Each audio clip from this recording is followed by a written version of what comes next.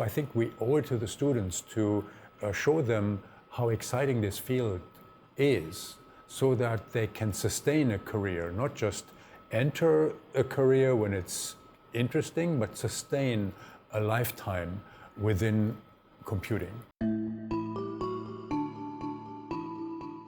My name is Martin Henz, and I'm Associate Professor in the School of Computing at NUS. I've been leading the course CS111S since 2012. It is the first semester course, mandatory for all computer science students in the School of Computing. The goal of the course is to build mental models of what happens when computer programs run. We saw the need to develop a programming, teaching environment and software development system that is specifically designed for teaching freshmen.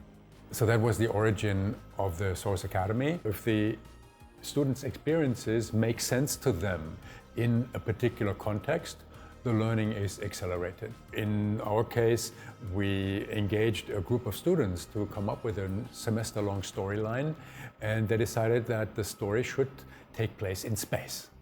So they designed a spaceship, they wrote the story that we have evolved and further expanded over the years. We then had successive teams of students to improve this semester-long game that is now quite treasured by the students. So many students actually connotate this Source Academy game with the entire course.